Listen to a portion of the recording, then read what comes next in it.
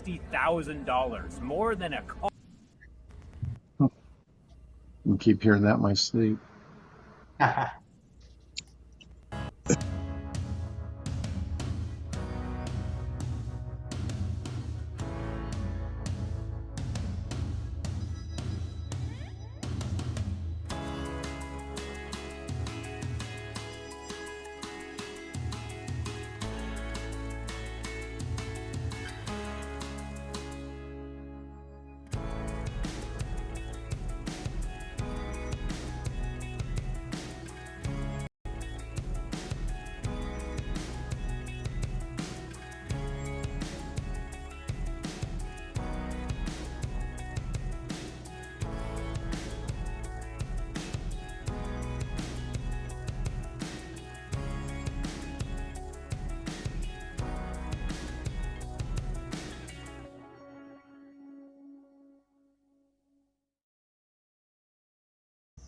Might come as a surprise, but some. All right, what's up, everybody? I'm the rookie host here tonight. We got Bobby in the background, and we got our three guests with us tonight. We're going to go around the room and let them introduce themselves. We have a interesting topic tonight. I don't know if it's one that we've actually talked about on Live to Roll. We're going to kind of dive into power chairs and learn a little bit more about power chairs. I know it's something that personally myself, I don't have a lot of experience with. I've been using a manual chair for 40 plus years, but yeah, let's get right into it. We'll start maybe with you, Ken. Would you like to introduce yourself, tell the gang a little bit about who you are? Yeah, I'm Ken Nelson. I live here in Southern California. I'm a C45 incomplete, and I've been hurt for going on 31 years this May. And I drive a Amy Ultrex hybrid power chair, kind of new last couple years. And well, mine's a bright green. I got a disclaimer on that. I got camouflage color, but other than that, it's pretty much an awesome chair. It's got lithium batteries, and we'll talk more about that later. Yeah, that's one I haven't heard of. That one sounds interesting. All right, awesome. Derek, how'd you like to introduce yourself? Yeah, what's up, everybody? My name's Derek from West Virginia. C4, C5 complete, quadriplegic. I've been injured for 16 years from a shallow water diving accident, and I drive a Bounder 300. It's made by 21st Century Scientific, I think. Yeah, it's a pretty sweet chair. All right. Happy to be here, man. Awesome. And Jeremy, we'll turn it over to you. Yeah, my name's Jeremy Dixon. I'm a C4-5 complete. I got injured 28 years ago. Actually, my life day was just 4 days ago, so January 18th of 1998. I drive a Permobil F3 Corpus. Okay. And mine is not green either. Mine's just blacked out completely. So. Same here. Nobody went for the green, eh? Awesome. Well, my name's Paul. I've been on here a few times now. I've been hurt 40 plus years, C56 quad, so also a quad. I just happen to use a manual chair. So I'm pretty excited about this topic tonight. I was talking to Bobby a little earlier, and power chairs they've come so far in the last few years, and there's a lot of development that's still happening. So I'm really interested to hear about what you guys have going on and what you think is important about the chairs, what's when people are looking for them. A couple of the brand names that you guys are mentioning, I've never even heard of. So yeah, I think it's a good topic to talk about. I know there's a lot of listeners out here in the chat. I'm sure it's going to be going like crazy here about what people are using and questions they may have too. Permobil is the only one that's the only brand name from the three of you that you mentioned that I've actually heard of. But why don't we start off a little bit, and I don't even know where to start with something like this. Looking at a power chair, what do you think is the most important thing to look for when you're first shopping for a power chair? Who do you want to go first? I can jump right in if you want. You spoke up. I'll let you go first. I actually have a checklist of just the bare minimum basics that I go for when, I'm looking at manufacturers of power chairs. And to start out with, it has to have at least a 120 amp controller. That's really important. That's the most powerful controller that's covered by Medicare and Medicaid on a Group 3 chair. And then after that, you want Group 24 batteries. That's the largest batteries you can get covered by insurance in your chair. I mean, some can get lithium covered, but probably go into that a little bit later. And then you want at least 4-pole motors, 6 or 8 mile per hour. 6 is usually better for heavy torque if you're going to be off roading and stuff. And rehab seating. Rehab seating is really important. You want to tilt and recline options. And also another important thing is for the chair to be programmable by you. I mean, my chair, anything running RNet or Lynx electronics is programmable, but Promobile unfortunately has their own software, so you have to have a tech or somebody program the chair for you. So every time you need to adjust the steering a little bit, you have to call somebody. So that's just the bare minimum that I look for in a chair just starting out. Okay. There's a lot of point. You almost got to be an engineer to look at some of that stuff. That programmable. That's a point. Derek's got a mind that a lot of the general users out there won't have. So I appreciate Derek's given a lot of good advice to me in the past. If you don't mind, I'll add a couple things onto that. Yeah, for sure. I made a mistake with my last chair I ordered, and I let the doctor just tell him, I need a wheelchair. And they started out by sending me a referral for a manual wheelchair. And I need to be more specific. I need a powered chair. And unfortunately, the one I'm in, I need a Group 3 chair. They approved a Group 2 chair, and the chair that I want was a Group 3. And so I learned a lot about be very specific when you find a chair you like. You got to tell them what group it is, and that depends on your disability level. And you'll find that out with your physical therapist or whoever is your DME provider, durable medical equipment provider. They'll help guide you if you have a good one. I didn't have a good one on this. This is my 4th chair I got, and I learned a lesson even after 30 years. So be very specific. It's really important. Yeah. And how many different groups are there when you break it down? 4? 4 groups. Yeah. And, 4. Yeah. For most people that are quadriplegics, you're going to land in Group 3 because you're going to need the tilt and recline, and that puts you in a Group 3 chair. Group 4 is like for your off-road chairs and stuff, and Medicare and Medicaid doesn't cover those Group 4 chairs, and most insurance, unless you're on private insurance, won't cover a Group 4. So a Group 3 is basically a power chair with the complex seating. Group 2 is just a chair without the complex seating, without tilt and recline. That would be a Group 2.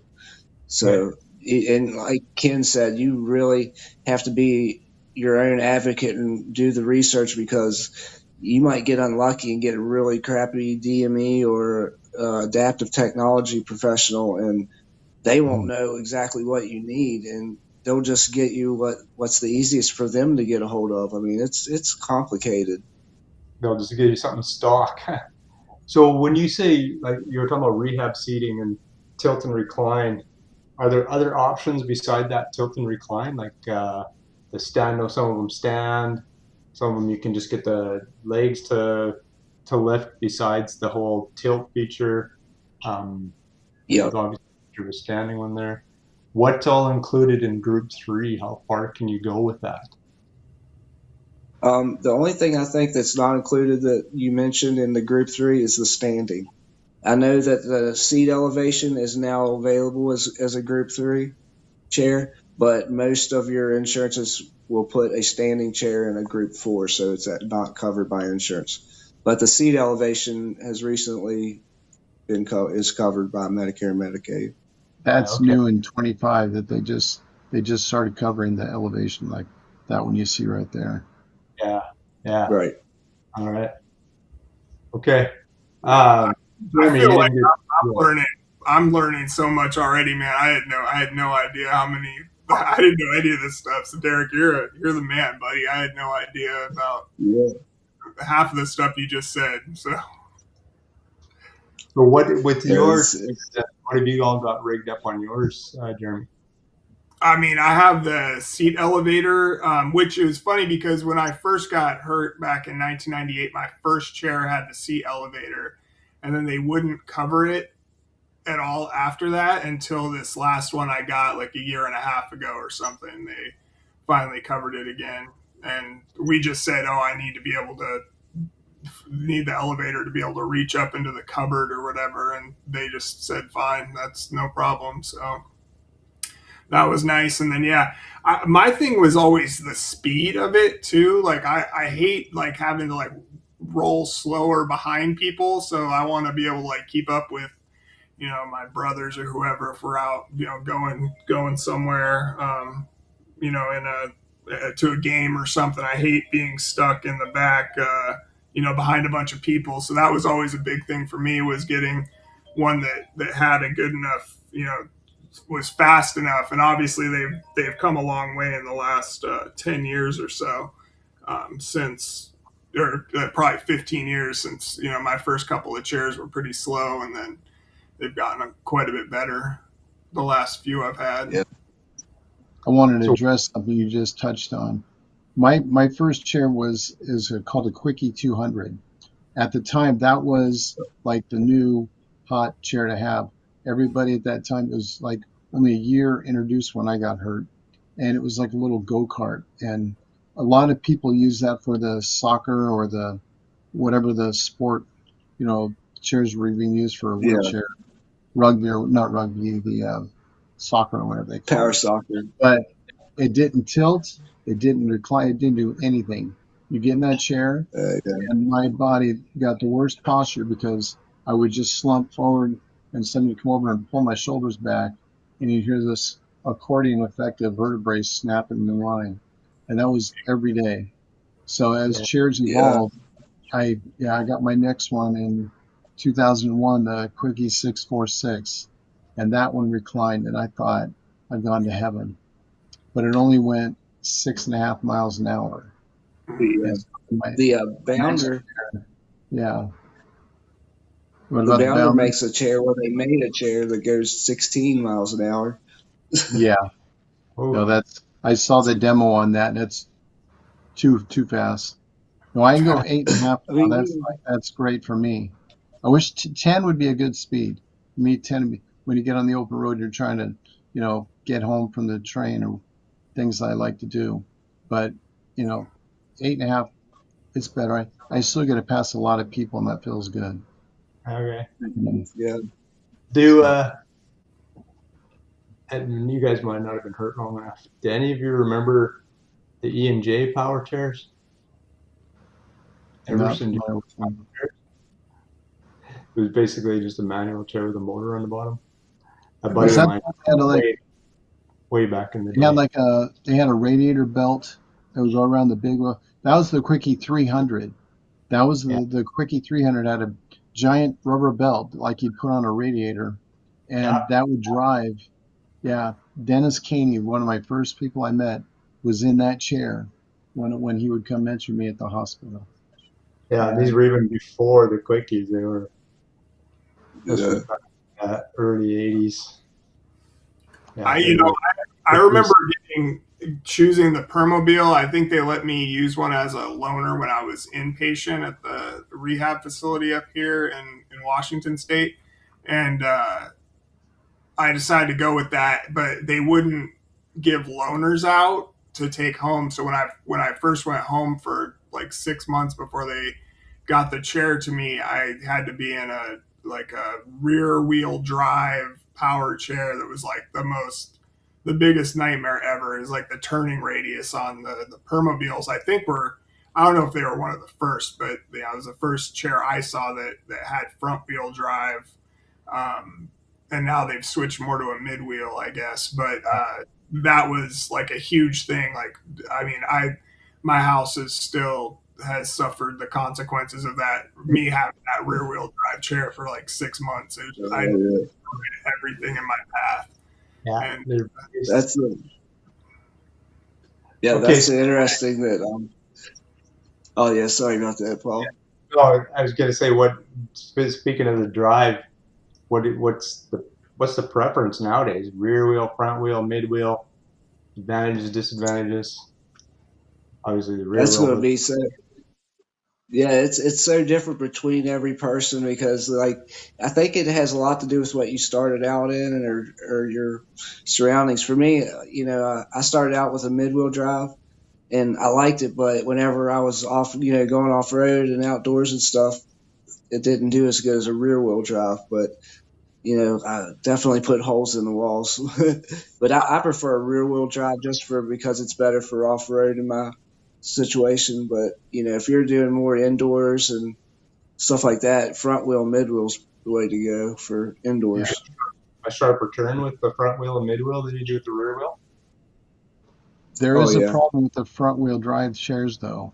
And you'll see this with guys that are driving full speed and they'll stop and they got these little wheels in the front of that chair. Those are anti-tip forward wheels. And you can actually tilt forward and flip right on your face if you stop too fast.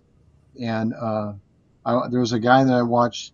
You can look him up on the Amy Lore Hybrid on YouTube. He'll do about an hour-long test drive of the chair. Does everything. Then he explains the difference between a rear wheel and mid wheel.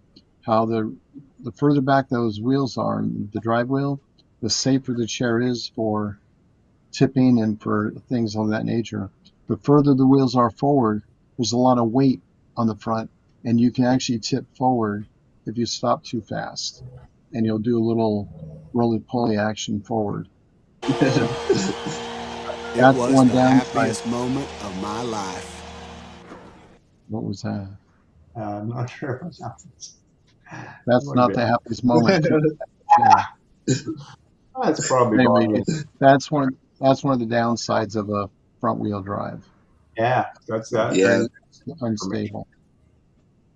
But that's So, where your standing chairs come from. Standing chair, same idea. They're all front drive chairs for the most part. Okay. Yeah.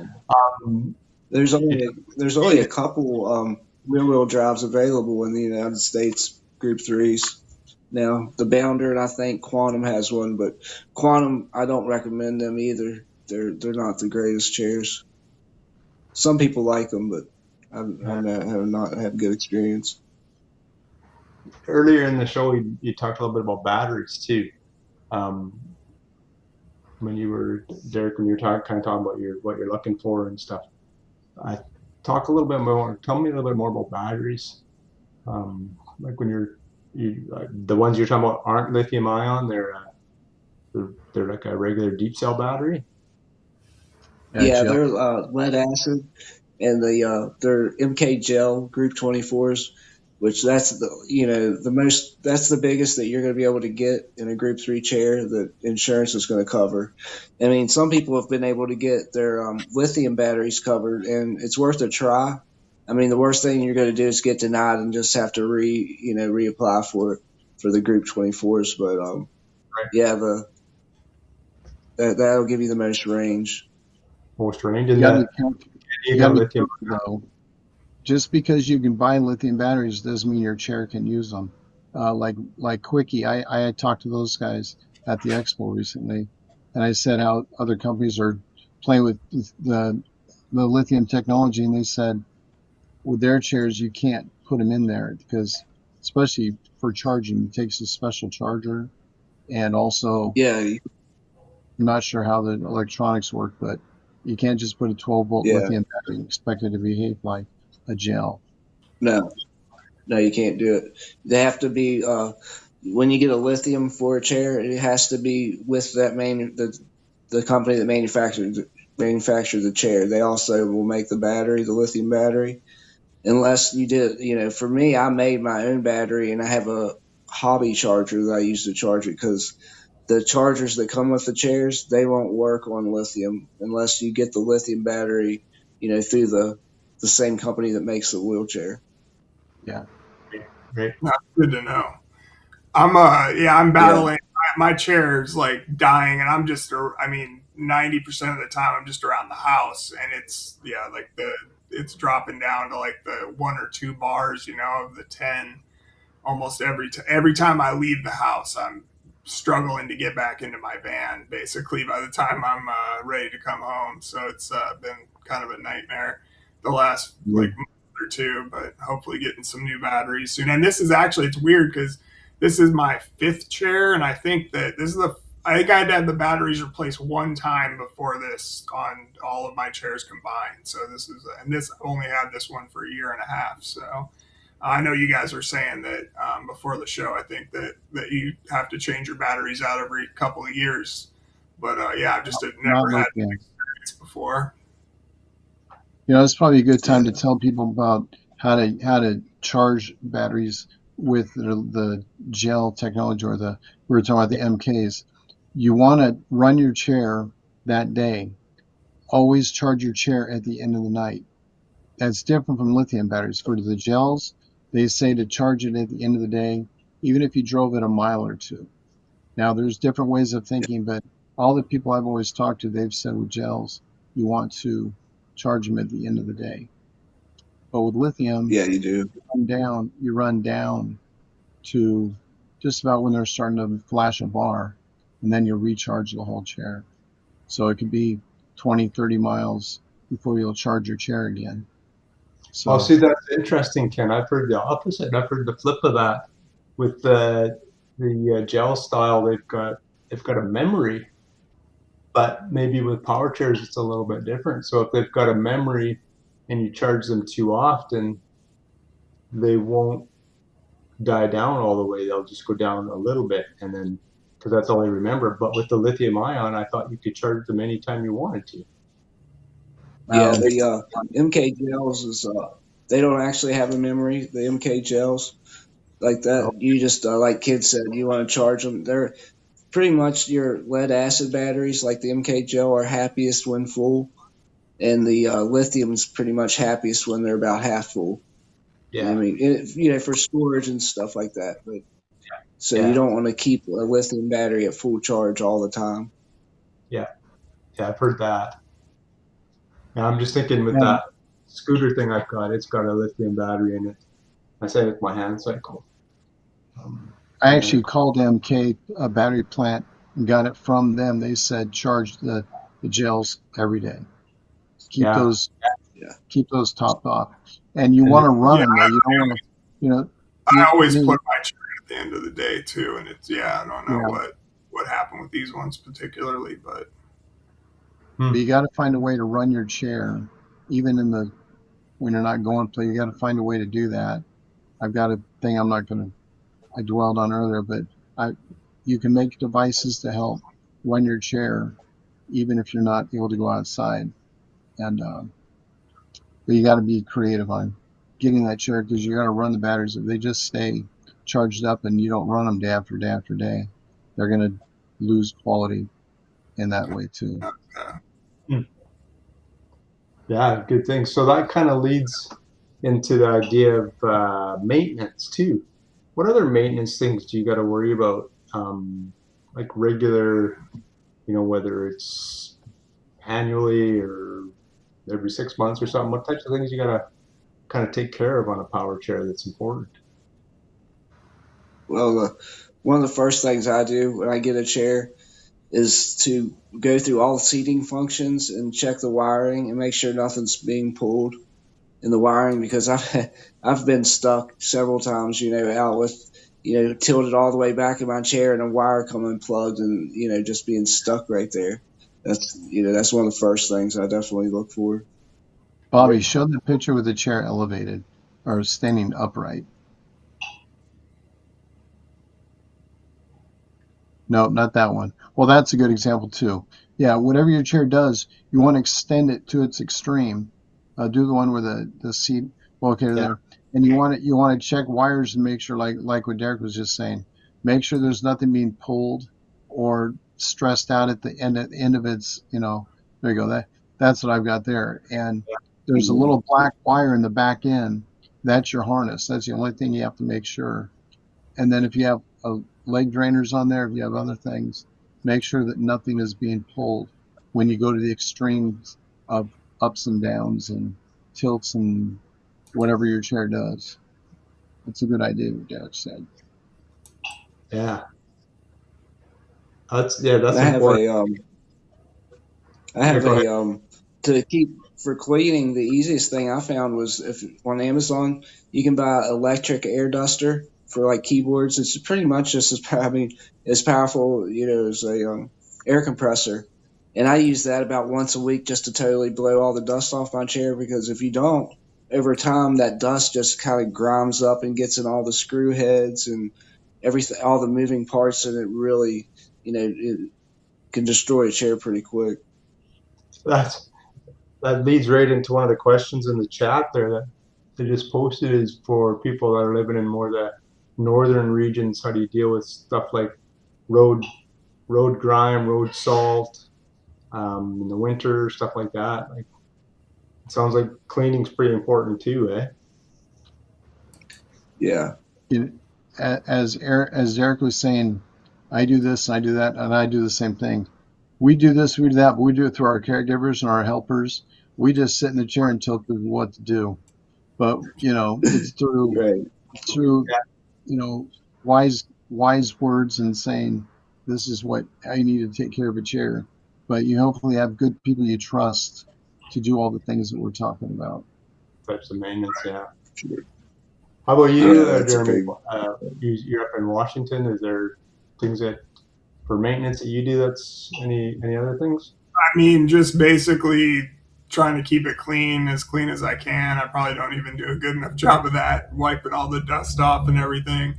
And then just I don't know, try and tighten up screws. Like my armrests are, I have to kind of adjust those quite often. I mean, I don't know if that's really maintenance, more just for personal use, but yeah, I mean, I just try to make sure everything's tight and like Derek had mentioned, and just trying to keep it clean as I can. I don't deal with we don't get a lot of snow up here, so you don't have to deal with like the salt on the roads or anything. And I don't really take mine out on the road anyway, just mostly parking lots and things like that. If I do have to deal with any salt, but I haven't noticed it like building up on my tires or on my on the undercarriage of the chair or anything like that. So yeah, kind of back to that idea of people that are maintaining the chair for you. Do you have some kind of checklist you kind of go through with them, or you provide them, or is it kind of just off the top of your head? Well, my I try to just go off the top of my head. Yeah. I don't have a checklist or anything. I don't know about you guys. My last chair, the P200 or the P222, the Quickie, that had areas that had to be oiled and lubricated, or it would start squeaking as I would tilt back. My new chair, I'm not sure yet. It hasn't made any noises that are annoying yet, but I always like to say if it's dirty, wipe it clean. And back when I used to drive my cars and stuff, if I would go into my engine and just degunk it and I always felt it was happier when it could breathe. So you want to wipe off everything, so not only cosmetically clean, but I like to think that the chair's going to run cleaner if it's not constricted with a bunch of dust everywhere and junk. Yeah. That's a good point about oiling it. Yeah, I do have like on my elevator and the tilt function. I definitely will get squeaking every once in a while, so I try to put some kind of oil or lubricant on there to get it moving, so it doesn't make that terrible noise, especially when you're out in public and tip it back and it just makes some awful noise. Yep, I do the same. I use silicone grease. A silicone spray-on grease is what I use. Yeah. Okay.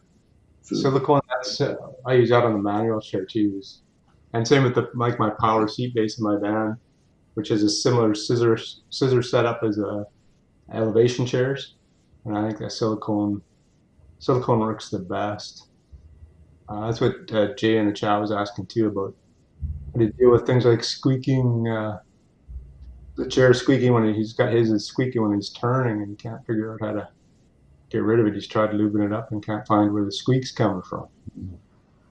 Sounds like your ball Did he joint. try?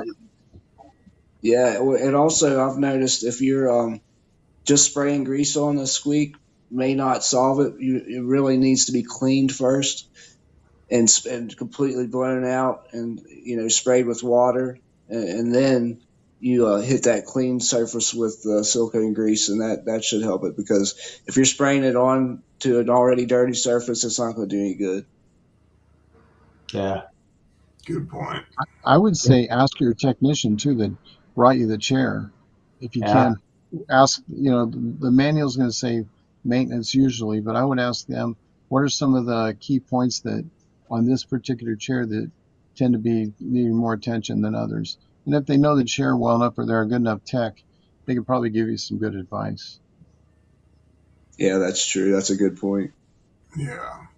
I remember, man, I was going to bring this up. I remember, speaking of techs, working on the chairs, I remember the first time when I ordered the Permobile, the tech that was working with me, it was just like, he's like, man, these things are the biggest pain in the ass to work on. He's like, it's hard to get parts, because I think back when they first came out, it's like I think it's a Swiss product or it's from Sweden or something. Somewhere in Europe. So like all the screws were all like metric versus, I don't know, like standard. It was just like a bunch of little things that like a lot of the techs hated working on the Permobiles, and they would just get, every time I had to go in, he would be just see me come around the corner and just be pissed off, and like, didn't want to deal with it. It takes forever. Yeah. It takes forever to get that stuff done, man. Like, it could take months just to get batteries replaced or a simple cable replaced. So I'm at the point where I don't even go through insurance anymore. I just pay out of pocket. And I have a friend that, luckily we could do the research and just do it ourselves, because a lot of these techs, they don't know much more than we do about the chairs. They're just, I mean, they got it's tough. Yeah. I got a buddy in town here that he uses his chair outdoors a lot in the summer. I'm up north, so it's pretty cold up here right now. But in the summer, he puts miles and miles and miles on it, and he's broken down a few times when he's out and about. You guys got any safety tips or any tips at all about kind of if you are out and you get stranded for some reason? Get lucky. And break down to the right place. At the right place. Have at a the right phone. time. Have a phone. Have a phone where you can reach it, because I've been broke down and my phone was out of reach. I got straight, like I kind of flipped my chair over a little bit and I couldn't get tilted up to get to my chair. Luckily somebody was, there that helped me. But yeah, it's definitely have a phone where you can get to it at all times, and maybe some water. Yeah. Thank God I've never gotten stranded out in the wild, so I'm definitely thankful for that. But that would be a nightmare for sure.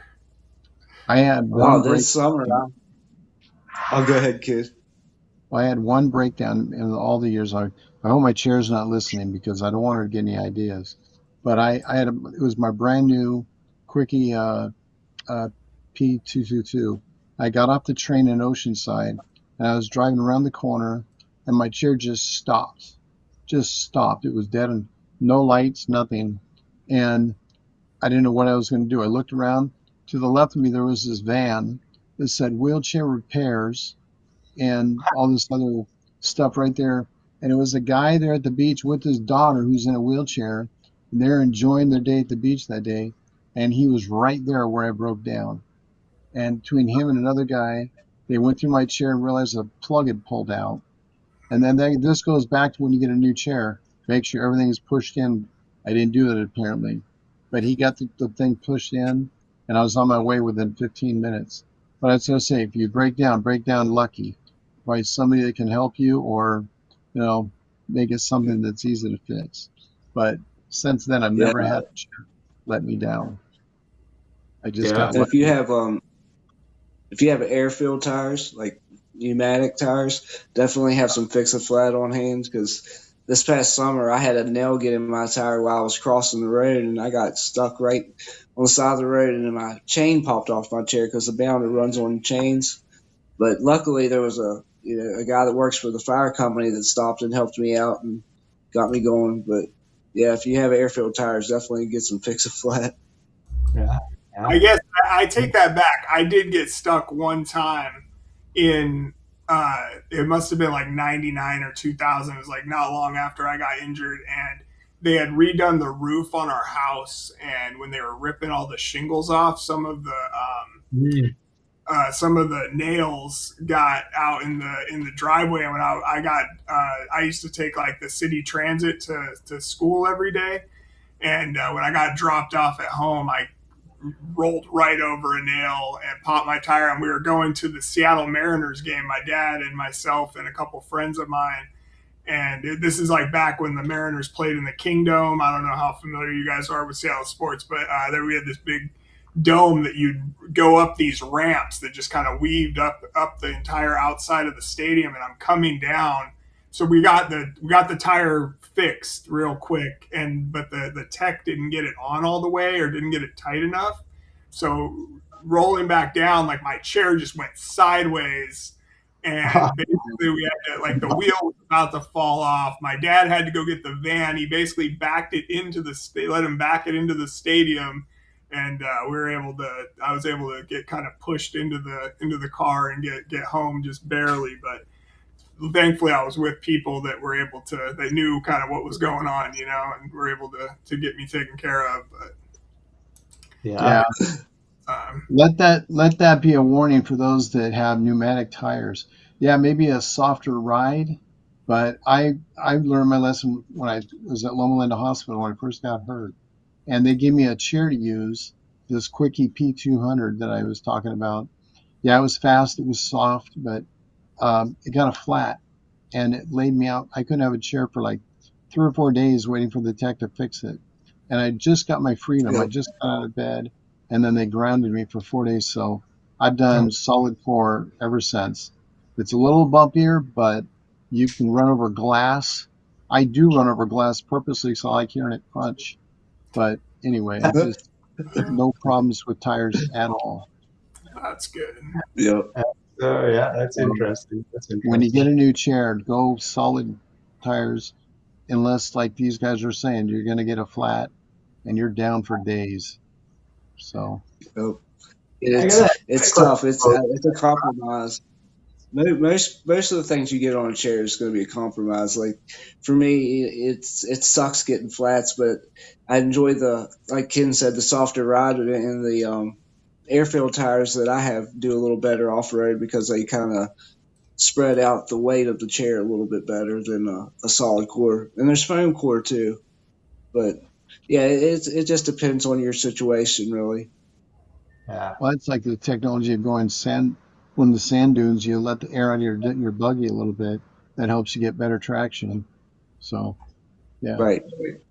Kind of the same with manual chairs too, because you can go solid or the foam core or the air. Same type of deal. Just a little easier to replace them if you got a hole in a air-filled tire. You can go to the bike shop. But what about travel? Have any of you traveled with your power chairs?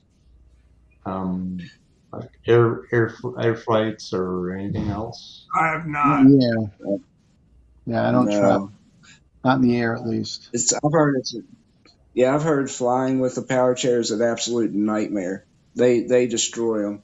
I mean, it's something that I would avoid at all costs, and probably get a travel chair. I don't even think I would take my main power chair with me if I was to fly.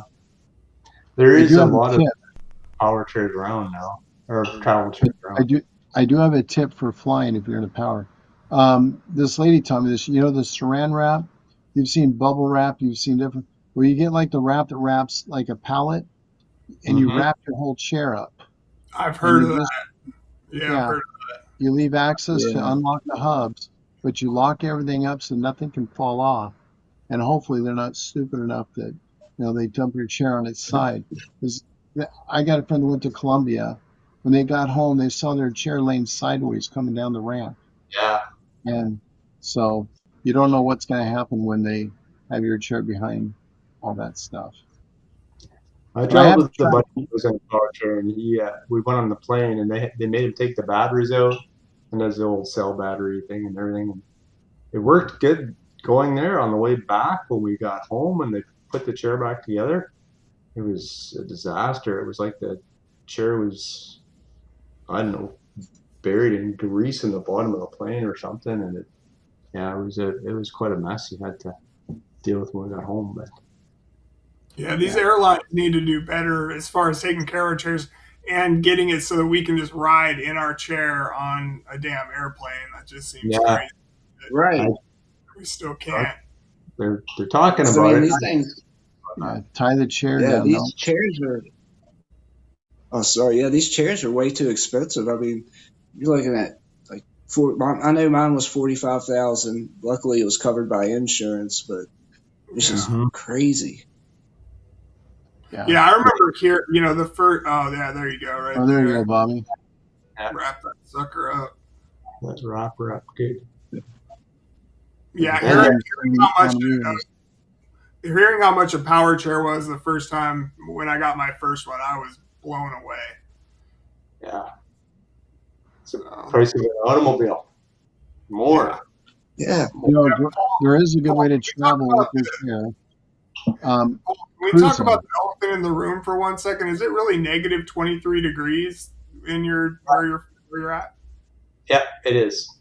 Oh, it is, and it's. I'm up. Well, and it sounds like Leon in the chat. It's the same temperature down there too in Minnesota. I'm up in Saskatchewan, Canada, and it's freaking cold. There's no chance, man. I wouldn't be out of my house. It's 45 degrees in Washington State today. I was sitting next to my gas fireplace until I came to get on the pod with you guys. I could not handle that. Got a little heater sitting right beside me upstairs. That's warm. Got this stroll on. So no, she's a little frosty. Last week we were above freezing, and this week we're like way below freezing, so she's bouncing all over, man. We call it a polar vortex. We got a polar vortex over top of us. But I was saying that a great way to travel is on a cruise ship, because you drive your chair on there and you drive it off. And the only bummer is excursions. If you're not at a dock, you can't tether off the boat to the islands, that's the only downside. But yeah, I really enjoy doing that part of traveling. Lots of good accessibility. Yeah, I noticed that when we were on a cruise a couple of years ago, you didn't have to get out of your chair, away you go. Yeah, Ken, do you just go right out of California on cruises then, or have you gone other places to get on? No, I've got 2 cruises coming up, both one out of Long Beach and one out of LA Harbor, where the Love Boat went out. If you watch the TV show, that's that port is still there. That same dock where they used to send the Love Boat out. Wow. Ken, you might be dating yourself there. Hey, I was 14 years old. My grandparents went on the Love Boat with my mom and my uncle and grandparents. Me as a family, we're on one side, we're on the terminal side, waving them. So they got a picture of us waving, and then we're waving at them on the ship. And I have that picture. And the last cruise I went on, I showed the captain that. And he was so, I guess it took him back to his childhood, that he invited us up for a trip of the what do you call it, where they drive the boat. I just went blank all of a sudden. So yeah, I've been wanting to go on a cruise since I was 14 years old, and I finally went in 2018. It took that long, but yeah, everything's accommodated. There's plenty of space for the rooms, and that's a topic for another day. But Yeah. What do you guys think about the kind of the future where these power chairs are going to go? I did a little bit of looking there before the show and found one that was pretty cool. I don't know, if, Bobby, if you can play that video or not. It's it's a self-driving. Well, it can be self-driving if you want it to be. It's got all Might these come as a sensors. surprise, but some powered wheelchairs cost between $30,000 and $60,000, more than a car. Except for the power chair that I'm in right now, which is the smartest I've ever seen, and the price is gonna blow your mind. It's you! This is the Strut EV1, and it has 2 LiDARs in the front and 18 other sensors that make it basically impossible to crash, especially going through crowded spaces like here at CES. With a range of 20 miles, there is a motor in each of the 4 tires, allowing it to go off-road and climb hills, and explore places where a regular manual wheelchair might not be able to go. It's called the Strut EV1, with the EV standing for Everyday Vehicle. There's a few different driving modes. Manual, which would allow you to crash into something if you really wanted to, but I'm using Co-Pilot, which allows me to navigate crowds, and when I press the trigger on the joystick, it goes into Co-Pilot Plus, which means I don't even need to move the joystick, as the chair literally navigates for me. And not only can it drive with the joystick, if you long press the screen, it will drive by itself to a destination using waypoints without hitting anything, since it has LiDAR. Yeah, I like your channel a lot. Oh, thank you. Yeah, this is a powered wheelchair with LiDAR and stuff in all the corners. Wow. The biggest surprise of the EV1, though, besides the price, are the 2 LiDAR towers on the front that are able to use lasers to pinpoint objects and obstacles around the EV1 to make sure it doesn't run into anything. Moving objects are marked in purple, feet are marked in blue, and if there was any steps or cliffs around, they'd be marked in pink or orange. There's a top speed of 8 miles an hour, and the whole contraption weighs about 150 pounds, while still being modular, able to break in 5 different pieces, the most heavy of which is about 41 pounds. The EV1 has a working temperature of 14 to 113 degrees Fahrenheit. It can climb slopes at 13 degrees, and as you can see, it has a maximum weight capacity of 350 pounds. So if you had to guess, how much do you think a self-driving power chair would cost, knowing that other power chairs on the market cost between $30,000 and $60,000? The answer is $5,299. Finally, someone has taken the bleeding edge technology and stuck it in an accessible device, and I am so happy it exists. This is the Strut EV1, and it is a game changer for the mobility space. The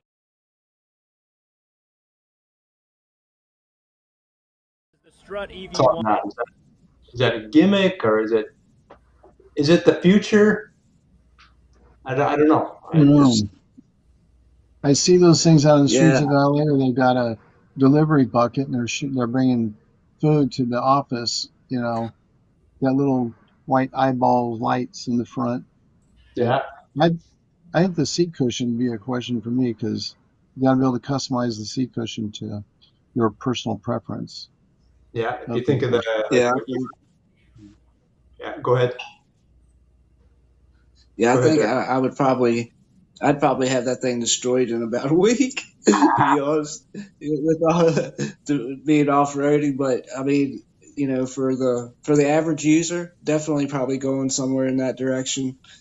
You know, but I think one of the big things is gonna be the chairs are all gonna go lithium batteries, and are gonna do, you know, lead acid are going to be a thing of the past, and probably some improvements on the electronics. I mean, most chairs now run on just old 2 types of electronics, Lynx and RNet.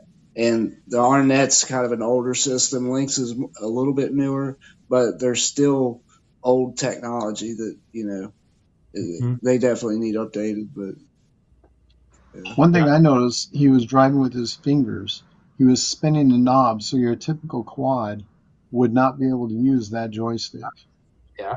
Right. It definitely didn't look like it had like tilt or anything like that on it either. So, which made me think, do you guys, like, what kind of cushions do you guys use for your chairs?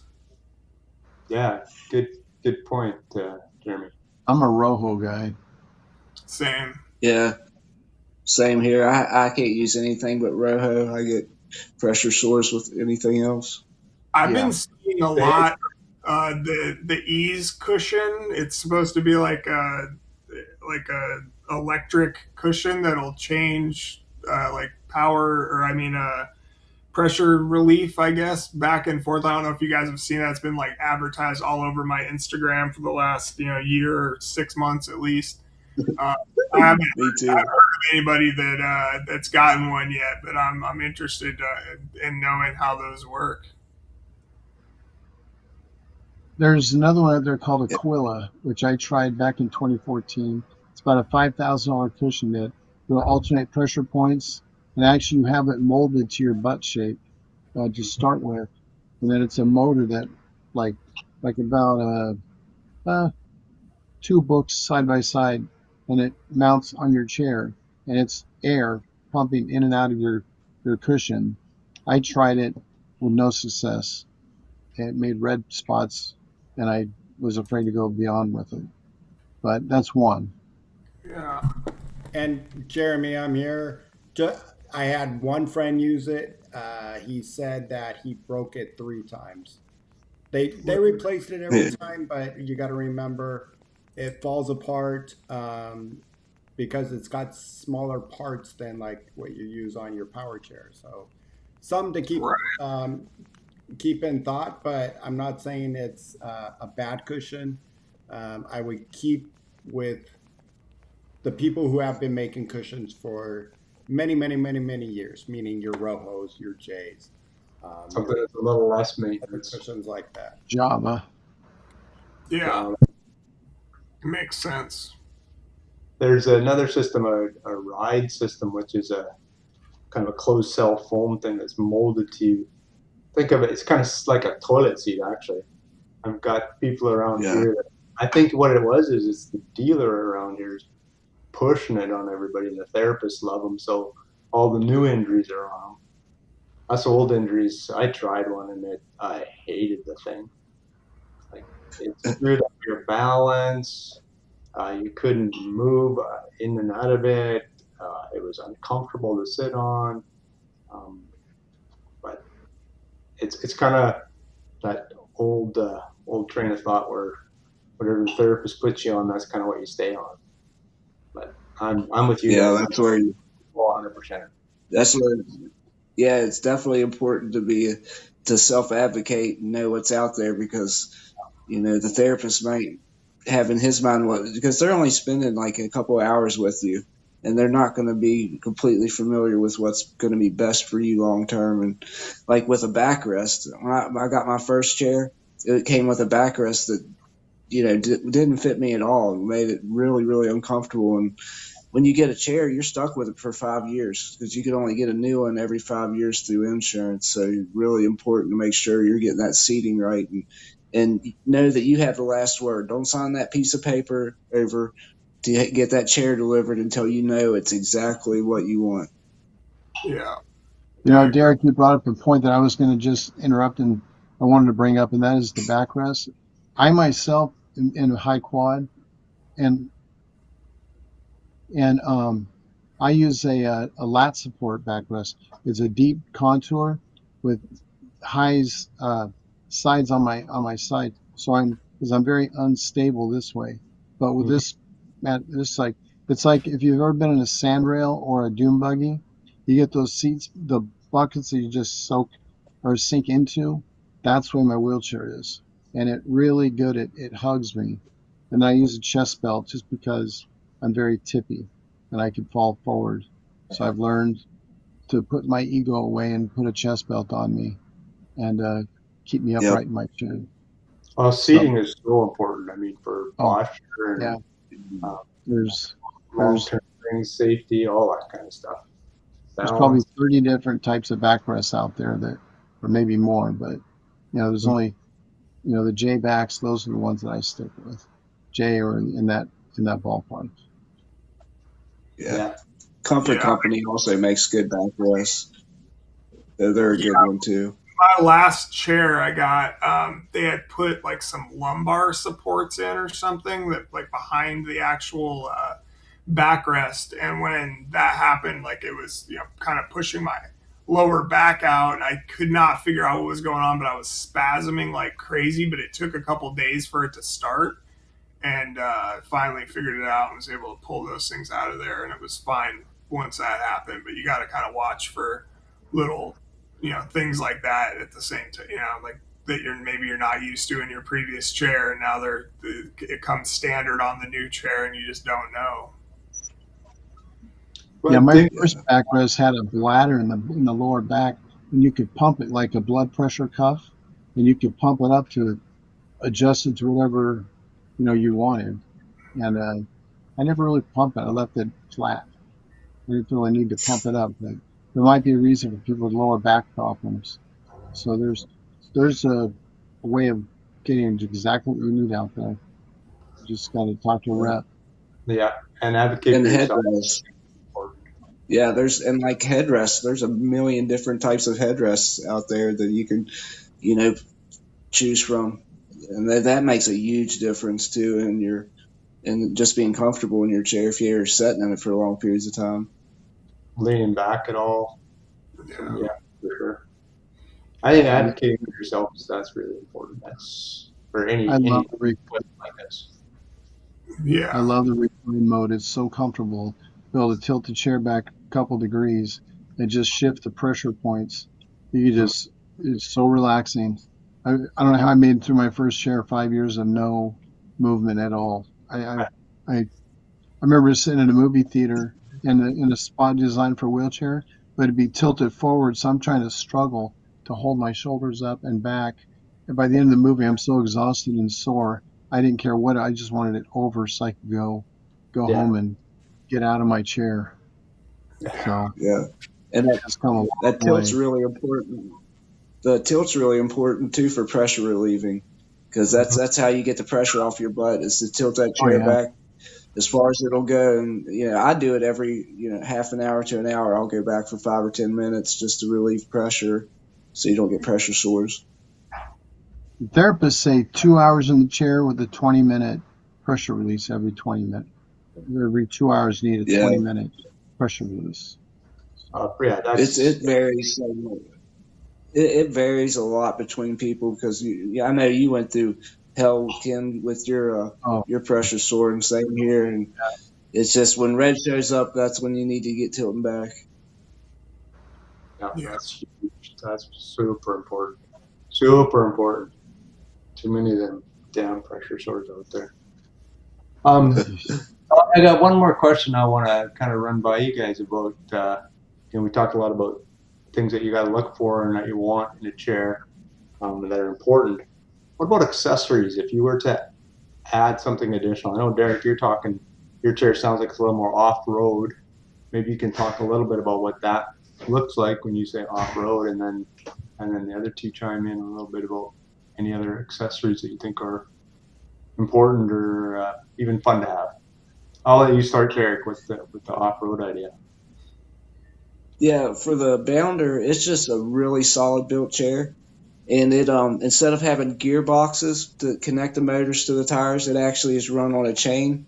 So it's a little more maintenance, involved with the chains, but it's a little more reliable than the gearboxes that regular chairs have. And pretty much it just has a lot larger tires and larger casters for being off-road. But yeah, that's pretty much it for the Bounder. It comes with an off-road. What's that?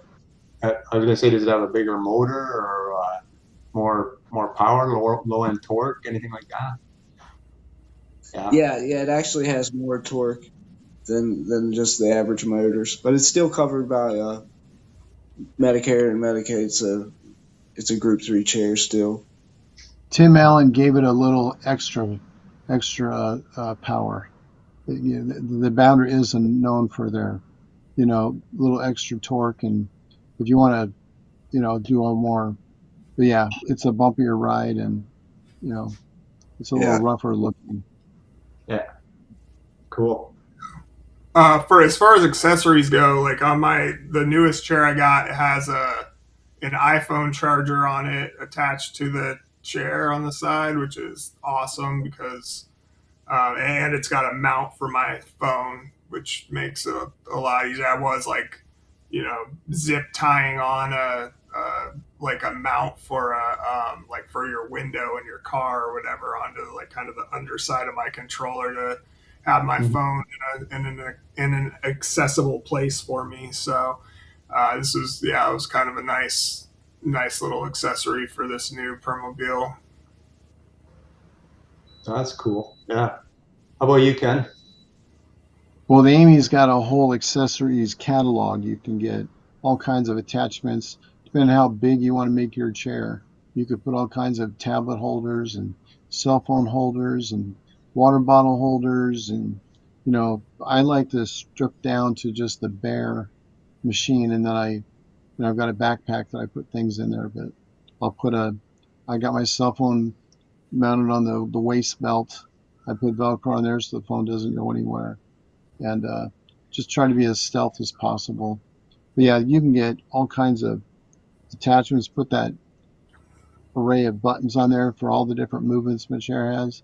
You can just push a button and do it, but I still go through the Arnet system and I navigate my joystick to whatever mode I want to move.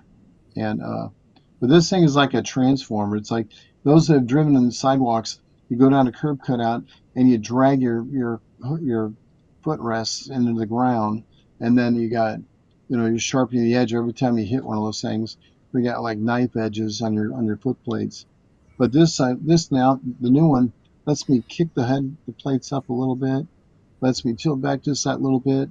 So it's very transformable for whatever my driving is.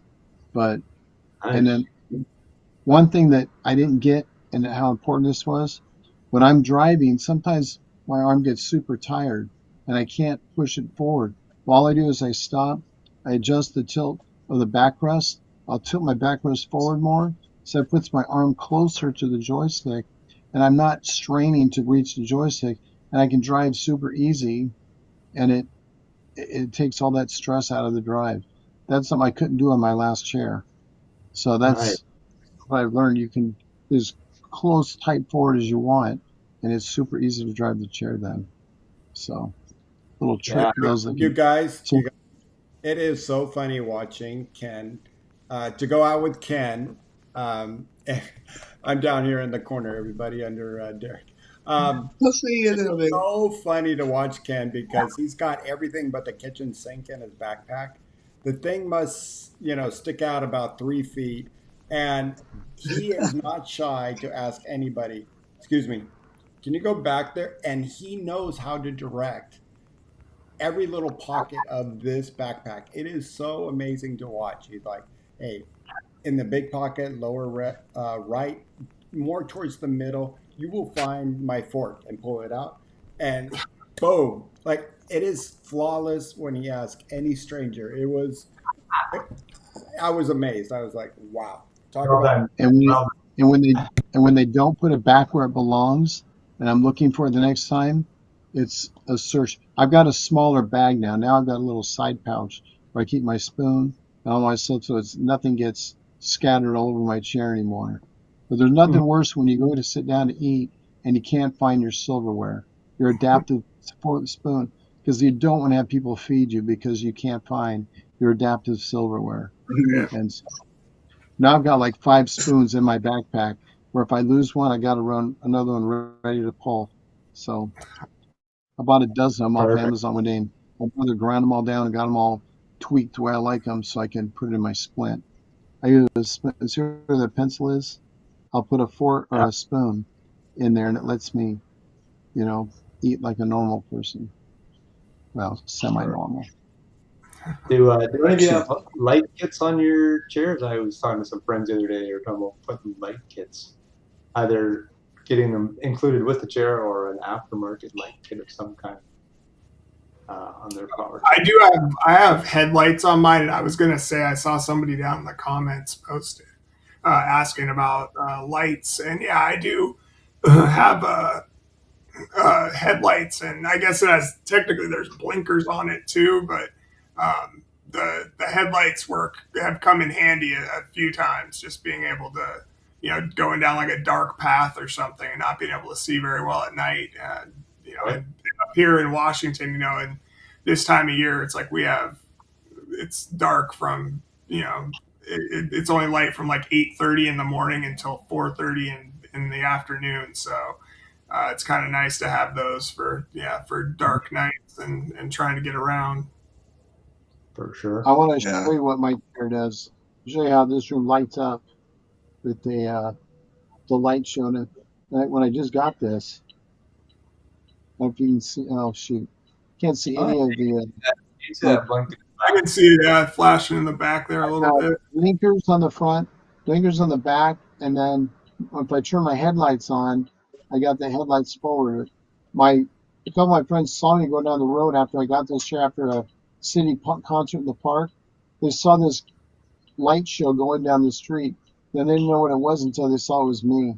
But it's so awesome to be waiting for a bus and turn that on. The bus driver was like, "I think I saw you."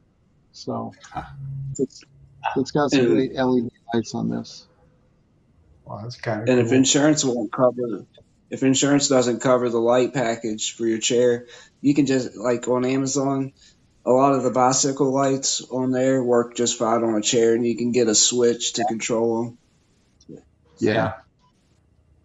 They get some pretty cool tech nowadays, and some of it works. I put the kitchen sink on this chair.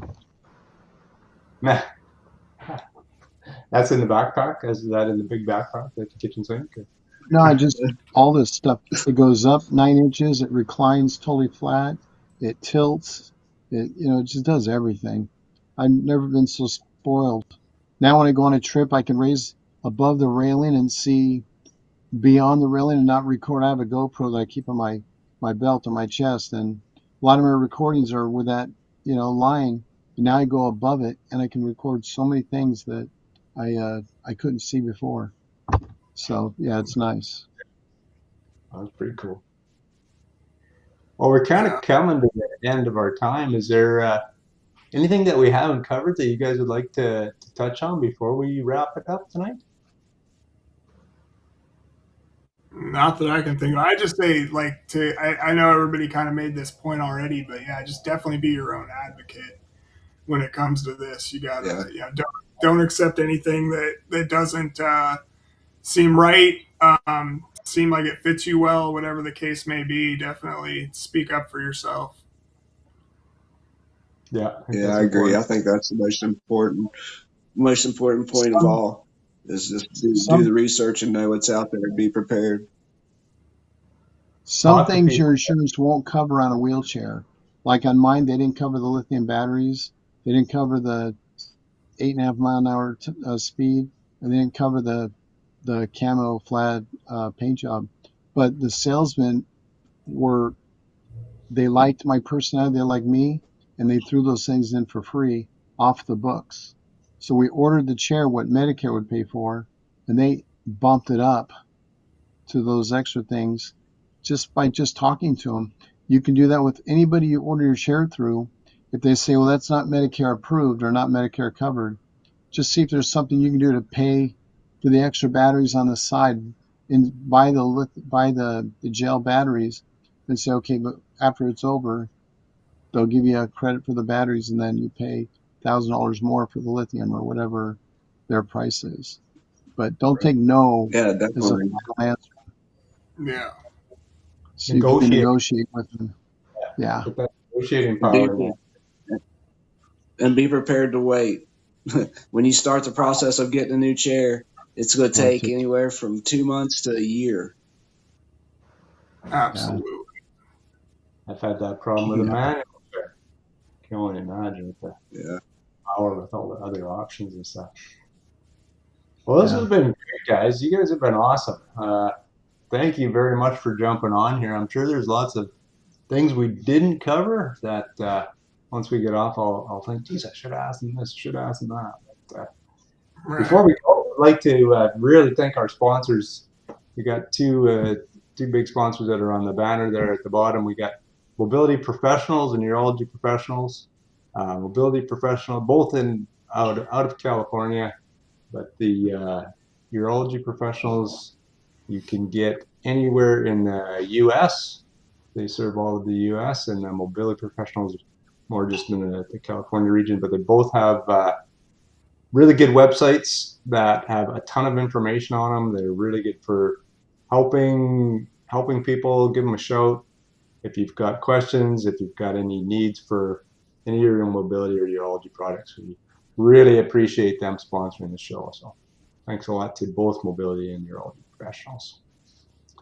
I'm gonna let you guys give the last word here. If you've got any last messages you'd like to share with the gang that's listening, I'll maybe start with you, Jeremy. If you got any last thoughts? Just again, be your own advocate. Speak up for yourself. Don't accept any BS. Sometimes these guys are just checking boxes, trying to get you to order the chair.